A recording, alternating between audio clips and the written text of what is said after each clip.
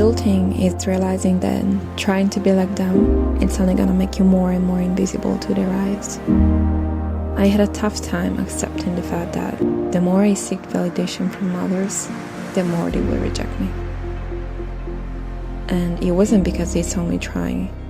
It was more because they could recognize the fact that I wasn't truly showing myself.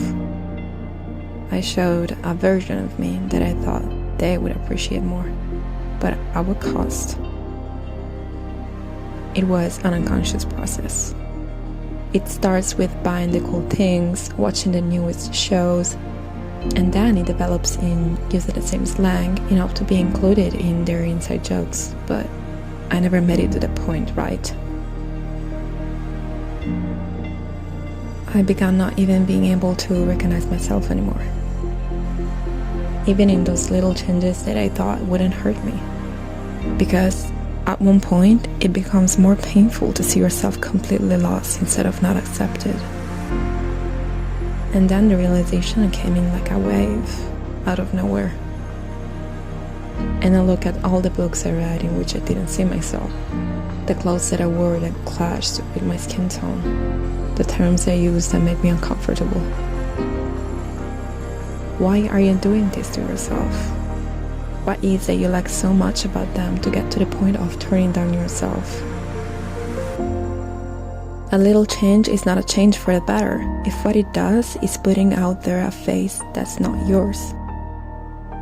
Can't you see that all you do is limiting yourself? Can't you see that you're compromising finding people that won't put you in a situation of distress just for the sake of being such a group? And what are you doing it for?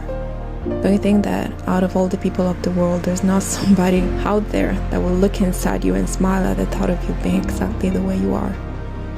Can't you see that all you do is limiting your possibilities by putting yourself in a box that you think other people want you to live in? Truth is, you're never gonna feel like a whole if your reality is in 4th dimension and other people only see you in 3D. You get so much in your head for thinking that others will actually care if you look like them. But you'll never be like that, not entirely. Not in a form that you both can fully enjoy and appreciate, at least. Imagine getting to a point where you look in fact like them. Now what? Are you gonna pretend all your life to be someone you're not completely? Imagine getting to a point where you overflow of creativity and passion and love and aspirations. Are you gonna try to contain it in the form that others suggest? Or at that point you'll have to take a step back? And are you waiting to get to the point? Can't you make the change now? Because the box could be as big as the ones you are in right now. But maybe instead of being shaped like a bottle, you're a sphere or a cube or a tree. Maybe the only way you're gonna be able to be yourself is not to have a form at all. And that's exactly my point. You'll never be yourself by being someone that other people want you to be. You're gonna meet thousands of people. Not even 2 of them will want you the same way. So what's the point? How do you decide what form you prefer to be that day, that month, that year? Maybe instead of performing, you could actually start being. Being your true self. Showing up at what you have inside.